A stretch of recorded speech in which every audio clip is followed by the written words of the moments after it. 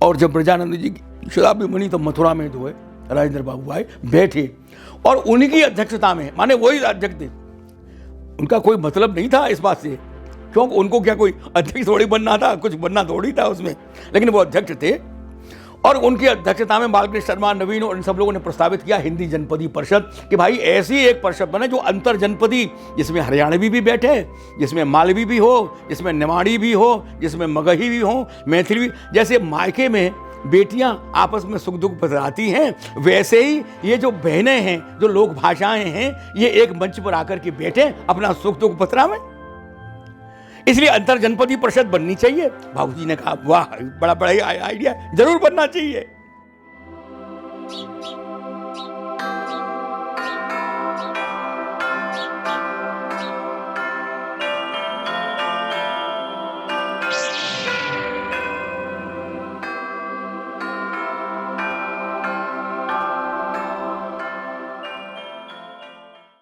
कि वो जनपद आंदोलन जो उठा 1940 के आसपास, मधुकर जो पत्रिका निकलती थी टीकमगढ़ से, उसके संपादक बनारसिया चतुर्वेदी जी थे। वो जो 1936 वाला जो विशाल भारत का अग्रलेख था, जिस पर राहुल सांकृत्यायन ने लिखा मातृभाषा का प्रश्न, और जनपदीय अध्ययन लिखा आचार्य वासुशरण अग्रवाल ने, तो ये 3 लेख थे। विकेंद्रीकरण बनारसिया चतुर्वेदी जी का था, और जनपदीय अध्ययन वासुशरण अग्रवाल जी का था, और मातृभाषा का प्रश्न, जहाँ लोक भाषाओं का प्रश्न उठाया था, राहुल जी का।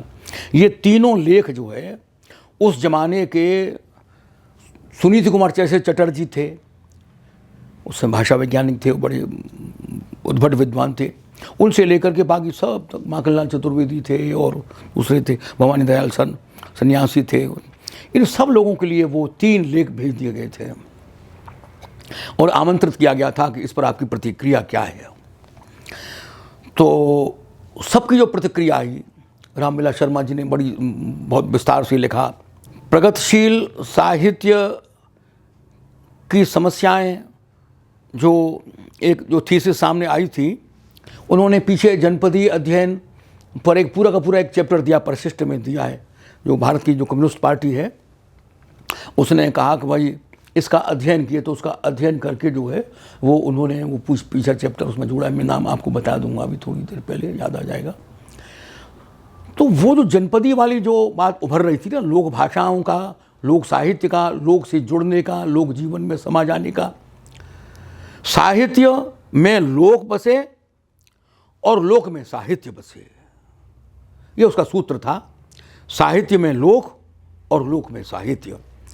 तो अब इसलिए जो जनपद का जागरण जब हो रहा था, तो ब्रज साहित्य मंडल सबसे पहले बना, उसी आवाज पर बना था कि इस जनपद की, ब्रज जनपद की जो संस्कृति है, ब्रज जनपद का जो साहित्य है, ब्रज की जो भाषाएं हैं, बोलियां हैं भिन्न भिन्न, और उन सब के अध्ययन के लिए ब्रज साहित्य मंडल की स्थापना हुई।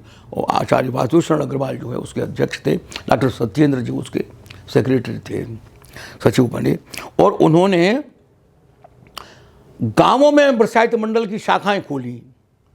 जैसे कोई कहीं स्कूल है, कहीं अध्यापक काम कर रहे हैं, तो वहाँ जाकर के उन्होंने कहा यहाँ ब्रज साहित्य मंडल की। और आपकी सदस्यता शुल्क क्या है कि आप 10 कहानियाँ दे दीजिए, लोग कहानियाँ इकट्ठी करके संकलन करके, आप 100 शब्द दे दीजिए, लोक शब्द दे दीजिए, आप 5 कहानियाँ दे दीजिए, लोकगीत दे दीजिए, बस ये आपकी सदस्यता शुल्क है।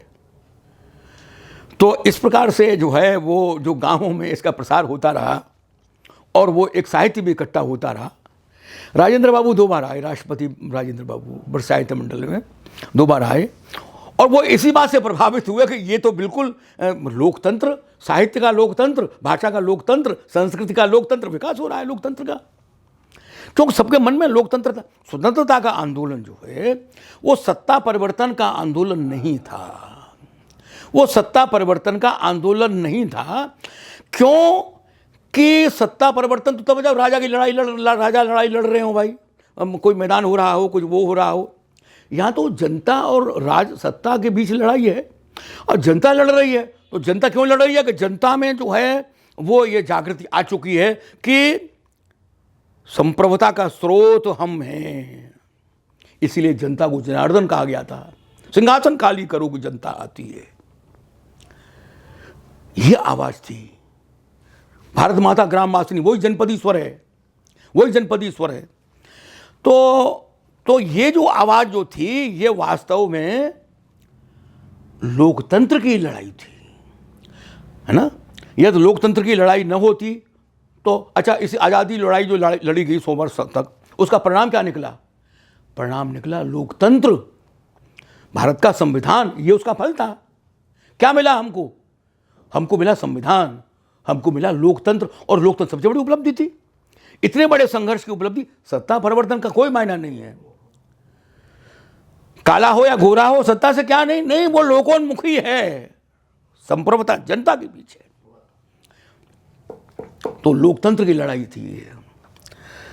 उसको स्वतंत्रता की लड़ाई से लोकतंत्र को बिल्कुल कहीं भी आप भिन्न मत करके मत देखनी, आप नहीं है, वो लोकतंत्र उसके साथ जुड़ा हुआ है।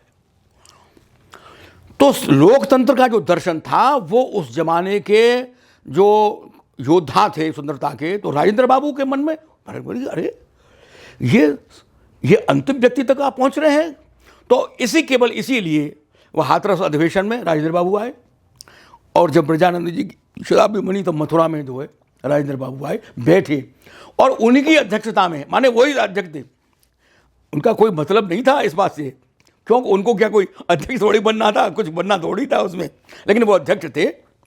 और उनकी अध्यक्षता में बालकृष्ण शर्मा, नवीन और इन सब लोगों ने प्रस्तावित किया हिंदी जनपदी परिषद, कि भाई ऐसी एक परिषद बने जो अंतर जनपदी, जिसमें हरियाणवी भी बैठे, जिसमें मालवी भी हो, जिसमें निमाड़ी भी हो, जिसमें मगही भी हो, मैथिली भी। जैसे मायके में बेटियां आपस में सुख दुख बतलाती हैं, वैसे ही ये जो बहनें हैं, जो लोक भाषाएं हैं, ये एक मंच पर आकर के बैठे, अपना सुख दुख बतलावें। इसलिए अंतर जनपदी परिषद बननी चाहिए। बाबूजी ने कहा वाह, बड़ा बड़ा आइडिया, जरूर बनना चाहिए। और काशी में उसका केंद्र बनाओ। जनपद नाम का पत्र जो है शुरू हुआ, और उसके संपादक मंडल में हजारी प्रसाद द्विवेदी जी भी थे, और बहादुर शरण अग्रवाल जी तो करते ही थे, बालकृष्ण शर्मा निमित्त सेक्रेटरी थे, आचार्य नरेंद्र देव उसके अध्यक्ष। देखिए, समाजवाद के जो जिन्होंने भारतीय अवधारणा में समाजवाद को प्रस्तुत किया, आप समाजवाद की बात पूछ रहे थे ना, है ना। तो आचार्य नरेंद्र देव ने जो सबसे पहले समाजवाद पर जो पुस्तक लिखी थी, सबसे पहले जो समाजवाद की अवधारणा क्लियर करी थी उन्होंने, वो उसके अध्यक्ष बने अंतर जनपदी परिषद के। तो उस आवाज पर जो है वो ब्रज साहित्य मंडल का गठन हुआ।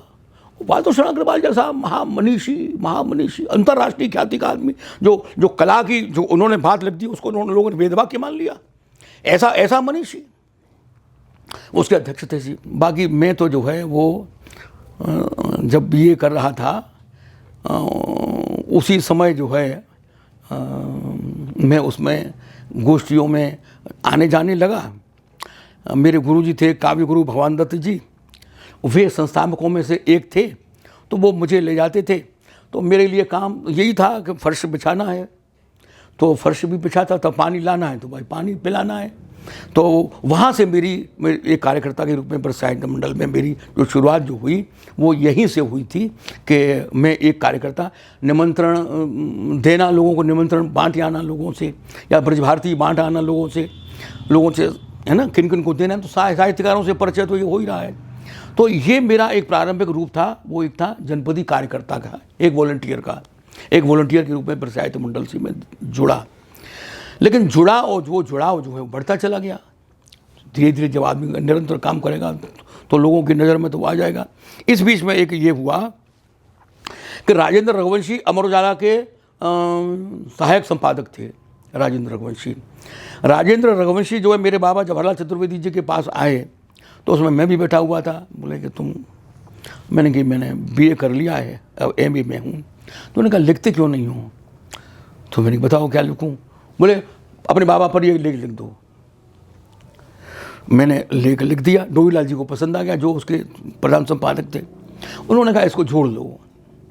तो उन्होंने कहा भाई एक सप्ताह में एक लेख चाहिए तुमको। हम कहा ब्रज की विभूतियाँ जो है वो आपका स्तंभ रहेगा, आपका कॉलम होगा ब्रज की विभूतियाँ, और जो ब्रज की कला विभूतियाँ हैं, साहित्य विभूतियाँ हैं, उन पर एक एक करके आप हर सप्ताह हमको एक लेख दे दिया करो। ये जो है अब ये जब शुरू हुआ तो ब्रज साहित्य मंडल में मेरा जो प्रवेश था वो और अधिक जो है मजबूत हो गया, क्यों दूसरे लोगों को भी ये लगा कि भाई ये तो लेख भी लिख सकता है, और अपने लेख की चाह तो सबको ही होती है। तो वो इस प्रकार से एक मेरा वातावरण, एक स्थान मेरा बनता बनाता रहा। तो मतलब ये है कि ब्रज साहित्य मंडल जो है उसमें बड़े बड़े महारथी जो है वो जुड़े रहे, और पहले उसका नाम केवल ब्रज साहित्य मंडल ही था, ब्रज साहित्य मंडल ही था। लेकिन जब बालकृष्ण शर्मा नवीन के उसमें जब अधिवेशन जब हुआ तो फिर उन्होंने कहा अरे तुम लोग ब्रज के दावेदारी को छोड़ना नहीं चाहते हो, तुम लोग ब्रज को ब्रज तक ही रखना चाहते हो। अरे भाई ब्रज कहाँ नहीं है, किस प्रदेश के कवि ने ब्रज पर कविता नहीं लिखी है? कश्मीर का कवि भी ब्रज में लिख रहा है, और बुंदेलखंड का कवि भी लिख रहा है, मध्य प्रदेश का भी लिख रहा है, महाराष्ट्र का भी कवि लिख रहा है। आप समझते हैं कि ब्रज की बात है। और भिखारी दास का तो वो था कि ब्रजभाषा है तो ब्रजभाष ही न अनुमानो, ये मत समझना कि ब्रज साहित्य जो है केवल ब्रजवासी की चीज है, नहीं, ब्रजवासी की चीज नहीं है। सूर का पद कहाँ पहुंच चुका है? तो ब्रज संस्कृति का विस्तार अखिल भारतीय है, और इसका नाम अखिल भारतीय जोड़ो तुम, तो उसका नाम अखिल भारतीय ब्रज साहित्य मंडल हो गया। ब्रज साहित्य बालकृष्ण शर्मा नवीन तो बहुत बड़ी विभूति थे, और पार्लियामेंट के मेंबर भी थे, और वो जवाहरलाल जी के बहुत निकट थे, वो सारी बातें थी। अखिल भारतीय ब्रज साहित्य मंडल हुआ। बात यह है कि ब्रज साहित्य मंडल का इतना विकास हुआ, सारी चीज़ें हुई, ब्रज भारती पत्रिका निकलने लगी, लोक साहित्य अलग जगाने लगे, और सारी चीज़ें, ग्राम विश्वविद्यालय की अवधारणा दी कि ग्राम विश्वविद्यालय बने, और ऐसी सारी चीज़ें निकल करके आईं। लेकिन आज़ादी के बाद जो व्यक्ति हित वाली जो बात है, व्यक्ति स्वार्थ वाली जो बात है ना, वो उसका भी धीरे धीरे विकास हुआ, उसका भी विकास हुआ। तो जब वहाँ के लोगों ने और सेठों ने और अफसरों ने और बड़े वैसे लोगों ने ये देखा कि राजेंद्र बाबू तो यहाँ एक बार आए थे, दूसरी बार आ गए, गोविंद वल्लभ पंत जी यहाँ के शिलान्यास करने के लिए आ गए, ये क्यों आ जाते हैं ये ब्रज साहित्य मंडल के यहाँ? ये चीफ मिनिस्टर आया, क्यों आया है? कि ब्रज साहित्य मंडल के भवन का शिलान्यास करने के लिए आया है। तो यार ये तो जो है कोई अच्छी चीज़ है, तो इससे जुड़ना चाहिए। तो जो सेठ लोग थे, सेठ लोगों ने आजीवन सदस्यता ले ली, और जो है वो पैसा तो उन्होंने दिया, लेकिन उस पर अधिकार जो है, अब राज बहादुर जी उस समय उसके अध्यक्ष थे। तो बात यह है कि हिंदी की बेल्ट में जो संस्थाएं जन्म ली, जिन्होंने जन्म लिया, चाहे नागरिक प्रचारणी सभा हो, हिंदी साहित्य सम्मेलन हो, उनमें से ही एक ब्रज साहित्य मंडल भी एक संस्था रही। तो उसमें जो है वो जो तत्व था ना, कि वो तत्व था, वो चाहता था कि उनका साहित्य से तो क्या लेना देना था, उनका मतलब ये था कि ब्रज साहित्य मंडल कृष्ण जन्म स्थान पर कृष्ण जन्माष्टमी पर मेला करता है, इतने लोग, बड़े बड़े लोग आ जाते हैं, हिंदुस्तान के बड़े प्रसिद्ध, तो उनका था कि किसी प्रकार से संपर्क हमारा बन जाए, हमारा, और उनका कोई दूसरा लाभ उठाया जा सके तो उसका हम लाभ उठा लें भाई। वो जो तत्व था, वो तत्व जब हावी हुआ तो जो साहित्यकार, जो सचमुच के जो साहित्यकार जो थे, वे धीरे धीरे उनको धकेया जाने लगा, उनको धीरे धीरे करके तिरस्कृत किया जाने लगा। गोष्ठियों में तो उनको बुलाया जाता था, लेकिन स्थायी समिति की जो बैठकें होती थी, जो निर्णय करने वाली जो बैठकें हुआ करती थी, उनमें उनका कहीं नाम निशान नहीं था। तो अब इस प्रकार की प्रवृत्तियां उसमें वो बढ़ी, फिर आखिर में ऐसा कुछ संयोजन सा बन गया जिसमें बाबू प्रताप दास जी जो है वो अध्यक्ष बन करके आ गए। वो नगर पालिका के चेयरमैन भी थे, राजनीति में भी हस्तक्षेप रखते थे, और साहित्य में भी उनका जो है वो था। तो उन्होंने ब्रज भारती निकाली, ब्रज भारती पत्रिका 12 वर्ष तक लगातार निकालते रहे। तो बात यह कि फिर उनके साथ काम करने का मुझे अवसर मिला, अच्छा अवसर मिला।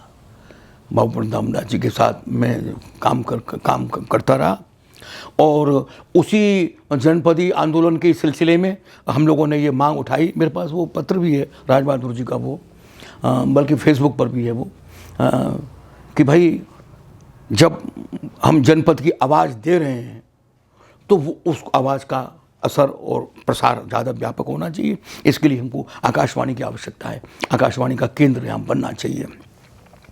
राज बहादुर जी पहले भी प्रसार मंडल के अध्यक्ष रह चुके थे। जब ये सूचना प्रसारण मंत्री बने तो उन्होंने कहा अरे ये तो मेरी आवाज़ है, जरूर बनेगा, आकाशवाणी का मथुरा केंद्र बनेगा। आकाशवाणी के मथुरा केंद्र की स्थापना हुई। आकाशवाणी का मथुरा केंद्र जब बना तो ब्रज साहित्य की जो गतिविधियाँ थीं वो दुगनी हो गई, क्योंकि प्रतिदिन आकाशवाणी के लिए तो प्रतिदिन वार्ता चाहिए थी, प्रतिदिन कवि गोष्ठी चाहिए थी, प्रतिदिन रूपक चाहिए थे, ब्रजभाषा लोक भाषा के लिए बड़ा छली चाहिए था, तो वो सब हुआ। आगरा विश्वविद्यालय में सूरपीठ की स्थापना हुई, सूर्य स्मारक मंडल बना, सूर्य जयंती मनाई जाने लगी।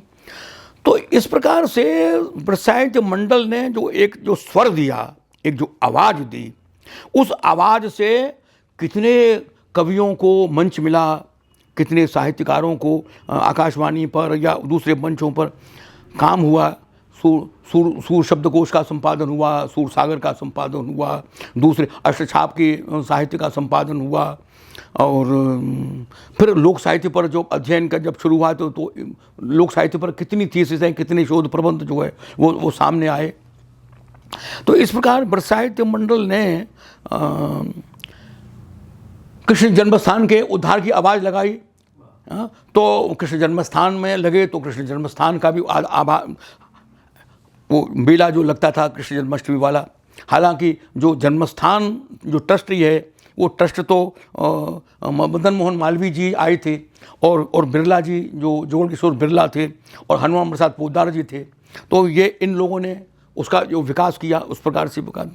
तो इस प्रकार से ब्रज में काम हुआ, और इसमें कोई संदेह नहीं है ब्रज साहित्य मंडल की कि जो है वो एक स्थायी स्वर जो है ब्रज साहित्य मंडल की गूंज रही है। लेकिन जहाँ तक संस्था का सवाल है, संस्था के में जब ये इस प्रकार का वायुमंडल बन गया है ना, तब जो है वो बाबू वृंदावन दास जी को भी पीछे धकेल दिया गया। काम करने वाले लोगों को संस्था समाप्त हो गई, संस्था नष्ट हो गई।